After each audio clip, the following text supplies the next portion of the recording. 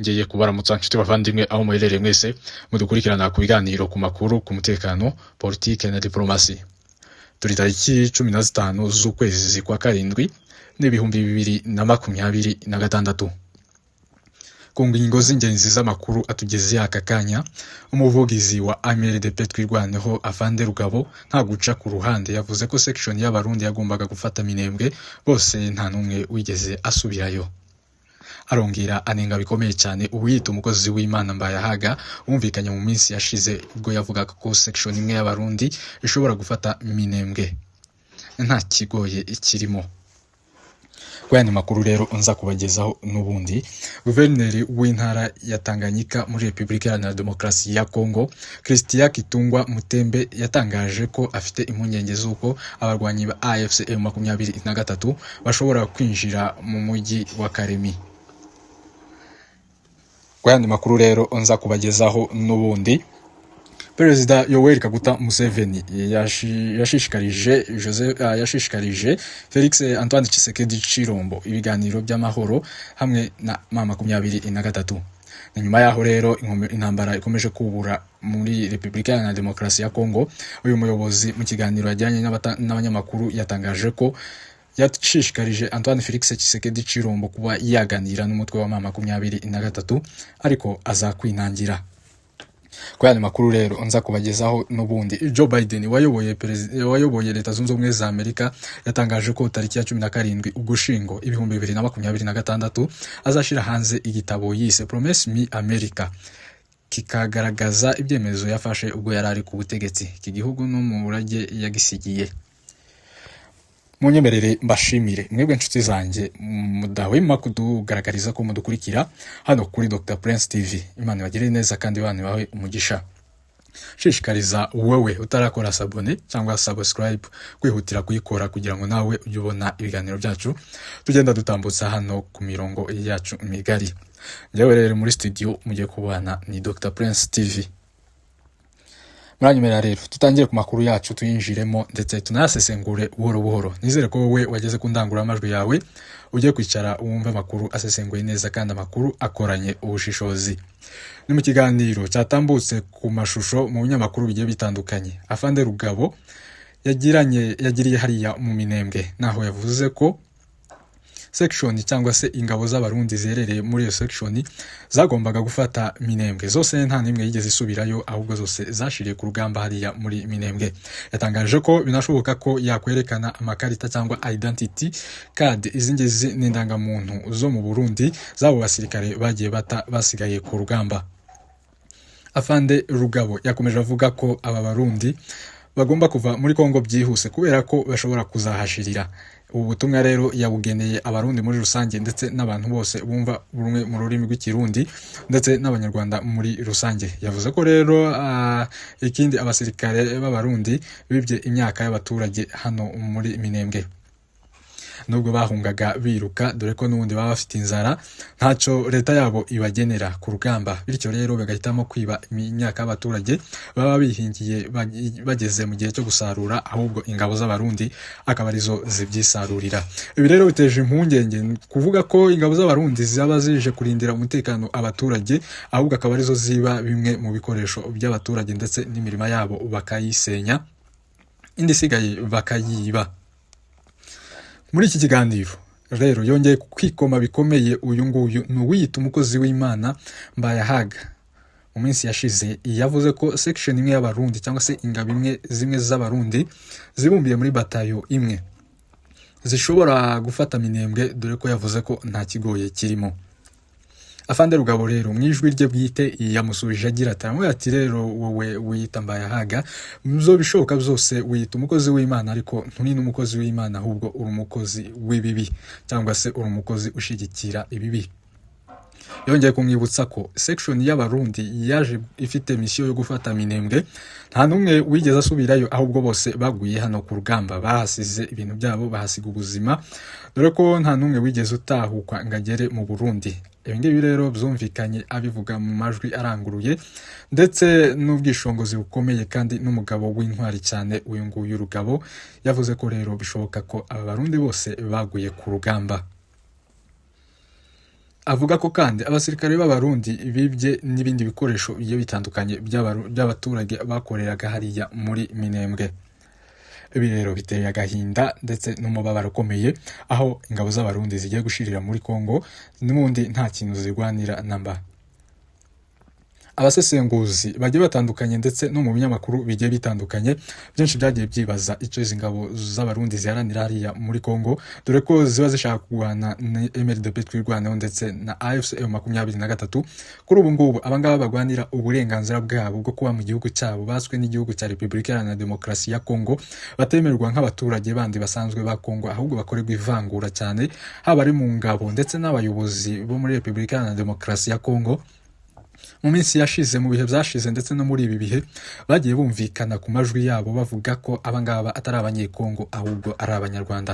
Bityo rero baketinga imitwe yitwaje intwaro nk'abamayimayi, FDLR ndetse n'abazarendo, bagomba gukora umugambi ndetse bakawushira no mu bikorwa wo gusubiza ndetse no gucyura abo bita abanyamurenge ndetse n'abandi baturage b'abatutsi batuye muri Noro. Bavuga ko abangaba bose ari abanyarwanda bagomba gusubira iwabo. Niko rero hacuzwe umugambi wo kuvuga ngo bagomba kubasubizayo byanga bikunze. Bagira gutya, bagira abana b'intwari izabo MLDP twirwaneho ndetse na AFC M23.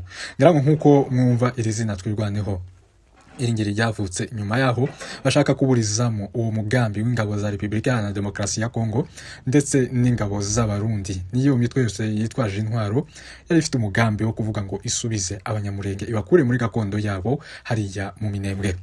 Ibi byose biri hafi yaho nta kuri kurimo, dore ko n'ubundi izi ngabo cyangwa se abaturage bo mu bwoko bw'abanyamurenge ariko avukire bahariye muri Kongo batigeze baturuka mu Rwanda ukundi. Bityo rero aba bana babo bahisemo ko ntaho bagomba kujya, ahubwo bagomba kwirwanaho kugira ngo nabo babone uburenganzira muri Kongo ndetse babashe no kubona igihugu bibaye ngombwa.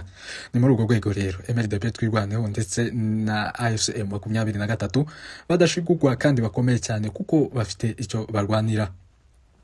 Mu gihe cyose uzarwana n'umuntu ufite icyo arwanira, ntabwo uzigera umushitura habe namba. Muri urwo rwego rero izi ngabo z'abarundi zahasize ubuzima ku bwinshi, zigenda zirira, abandi benshi bahasiga ubuzima barapfa ndetse bahasiga n'ibikoresho byinshi cyane. Ni icyo kiganiro rero yagiranye n'itangazamakuru cyanyuze ku buryo bw'amashusho, ni uko nguko Afande Rugabo yagiye agaruka ku byashize cyangwa se ku ntambara yashize, yongeye kuvuga ko Mikenke yabaye tombe, avuga ko Gipupu yabaye tombe, avuga ko ndetse n'ahandi hose hagomba kuba tombe mu gihe gitoya. Mu gihe cyose Antoine Felix Tshisekedi Chilombo ataba yemeye ibiganiro. Muranyemera mbashimire kuri iyi nkuru. Reka dukomeze ku zindi nkuru zacu nari nabateguriye uyu munsi. Naho guverineri w'intara ya Tanganyika muri Repubulika Iharanira Demokarasi ya Kongo, uyu bamwita Christian Kitungwa Mutembe, yatangaje ko afite impungenge z'uko abarwanyi ba AFC M23 bashobora kwinjira mu mujyi wa Karemi. Yavuze ko inzego z'umutekano zatangira ibikorwa byo kubashakisha no kukaza ingamba z'ubwirinzi ndetse n'ingamba z'umutekano muri uyu mujyi wa Karemi. Birumvikana n'ubwoba bwinshi cyane kuri abakongomani ndetse n'abayobozi babo.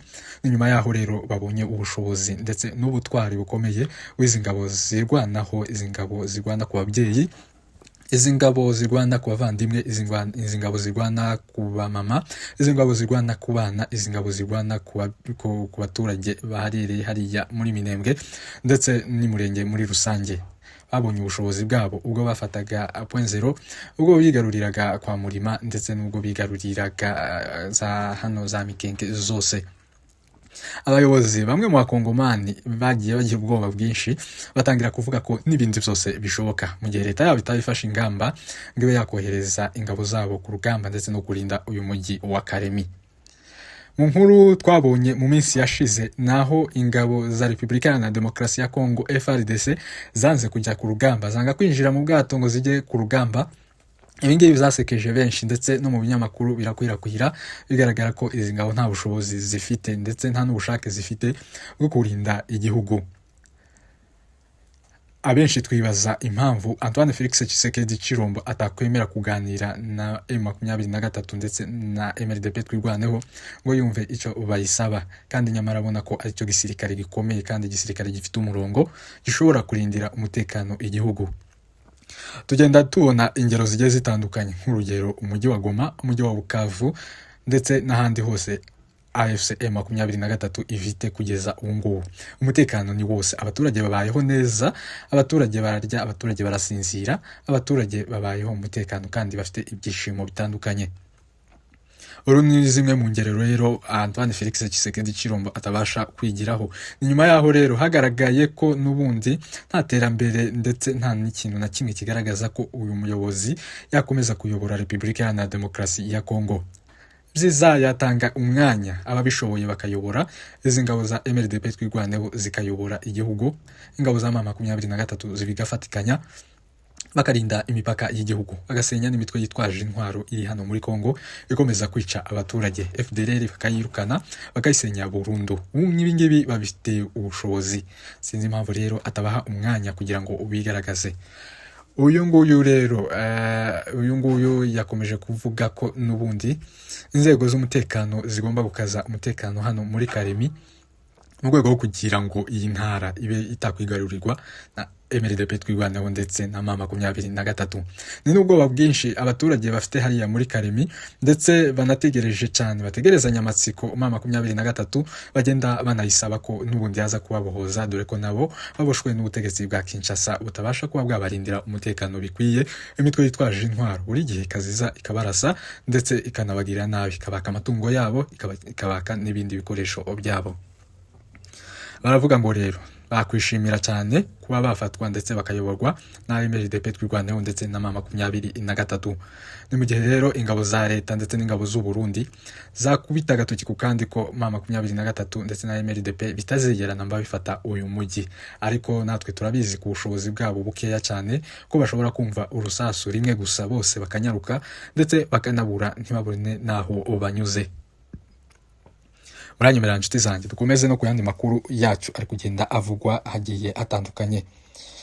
Reka twinjire muri Uganda turebere naho uko bimeze. No mu kiganiro n'itangazamakuru ahagana mu masaha 9 z'amanywa, Yoweri Kaguta Museveni, uyu ni umuyobozi wa Uganda cyangwa se perezida wa Uganda, yatangaje ko yagiriye inama Antoine Felix Tshisekedi Chilombo kugirana ibiganiro na M23 kuko yizeye ko ari zo zonyine bishobora kugarura umutekano ndetse no kurangiza ikibazo cyahariya muri Kongo.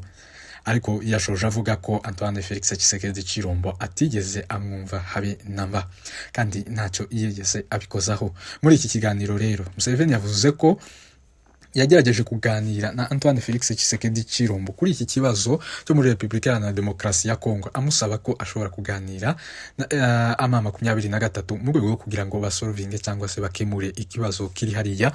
Ariko uyu nguyu Tshisekedi amwima amatwi ndetse yabashe no kumubwira ko adashobora kuganira n'inyeshyamba, ibyo yita inyeshyamba. Abangaba M23 abita inyeshyamba kandi nyamara sibyo, kuko abangaba nabagwanira uburenganzira bwabo, nabagwanira uburenganzira bw'abatutsi, bagwanira uburenganzira bw'ababyeyi babo, dore ko bavuga ko bamaze igihe kinini, bamaze imyaka myinshi batotezwa n'ubutegetsi bwa Kinshasa.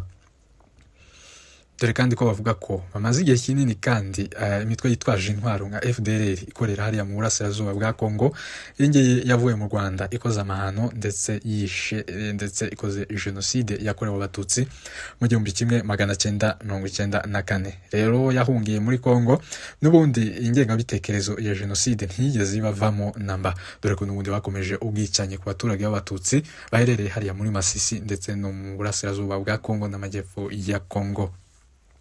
Perezida Museveni yasabye Felix Antoine Tshisekedi Chilombo gusenya indi mitwe yitwaje intwaro mu rwego rwo kugira ngo abone icyo abwira M23 ayibwire ko ayisezeranyije umutekano, ariko nyamara byaranze, ntacyo yigeze abivugaho. Yavuze ko we adashobora kuganira n'inyeshyamba kandi nyamara n'abahungu birwanaho, n'abahungu barwana ku babyeyi, n'abahungu batabara ababyeyi. Kuri ubu ngubu biriya bice bikaba bifite umutekano kandi bimeze neza. Muranyemerera rero twinjire n'ubundi ku yindi nkuru ya nyuma dusoza ikiganiro cyacu nari nabateguriye. uyu ni Joe Biden wayoboye leta zunze ubumwe za Amerika yatangaje ko tariki ya 17 Ugushyingo 2026 azashira hanze igitabo yise Promise Me America. Iki kizagaragaza ibyemezo yafashe kubwo yayoboraga leta zunze ubumwe za Amerika, ndetse yavuze ko n'umurage yahaye iki gihugu. Iri zina Promise Me America rikomoka ku kindi gitabo yise Promise Me Daddy yasohoye mu 2017 nacyo cyavugaga ku mubano we n'umuhungu we Brian Biden wapfuye muri Gicurasi mu 2021. Perezida Joe Biden yavuze ko azasohora kino gitabo n'ubundi ku itariki 17, avuga ko kizaba kibanda cyane cyane ku byo yaba yarasigiye leta zunze ubumwe za Amerika cyangwa se ku byo yaba yarakoreye leta zunze ubumwe za Amerika. Avuga ko rero hazaba harimo ibyiza byinshi byakozwe ku butegetsi bwiwe kizaryohera abantu kandi abantu bazagikurikira ari benshi. Muzukuri n'ubundi aba bayobozi ibyo babishiraho ni ibintu byiza gusa kandi nyamara ku butegetsi bwabo hari ibintu bibi byinshi baba barakoze, ariko byo ntibabasha kuba babigarukaho, ahubwo bivugira ibyiza gusa. Nk'ibyo bibi Perezida Joe Biden yakoze ku butegetsi bwiwe byagaragariye abantu bose, naho yakuye ingabo muri Afghanistan mu 2021 n'ingabo za Amerika zarindiraga umutekano abaturage bahariya muri Afghanistan bari barinzwe ndetse bari bari ku gakanu n'imitwe yitwaje intwaro yakoreraga hariya muri Afghanistan. Leta zunze ubumwe za Amerika rero na Joe Biden bafashe umwanzuro ukomeye, umwanzuro watangaje isi kugeza kuri ubu ngubu n'ibyaha bikomeye atigeze akurikiranwaho uyu Joe Biden wo gufata ingabo zarindiraga abaturage umutekano, zose zikurira indege zigataha, dore ko yasize abaturage mu menyo ya rubamba. Ibi ngibi rero ntiyigeze abibazwa habe namba, ahubwo kuri ubu ngubu ari mu masaziro n'ibyaha yagiye akurikiranweho, dore ko rero kuri ubu ari gusohora ibiganiro aho kugira ngo akurikiranwe kuri ibi byaha. Politike yiwe kandi yo muri Ukraine, ku ntambara ya Ukraine nayo ntabwo yari imeze neza, dore ko ari mu bakomeje iyi ntambara. Ubwo intambara rero yatangiraga mu 2022 ahagana mu kwezi kwa kabiri, Joe Biden byari bishobokaga ko iyi ntambara yahita irangira mu minsi 3 gusa, dore ko ingabo z'Uburusiya zari zamaze gufata Kiev, azemerera ko bagiye kuganira zigomba gusubira inyuma. Nyuma yaho rero izi ngabo zasubiye inyuma z'Abarusiya ziva muri Kiev.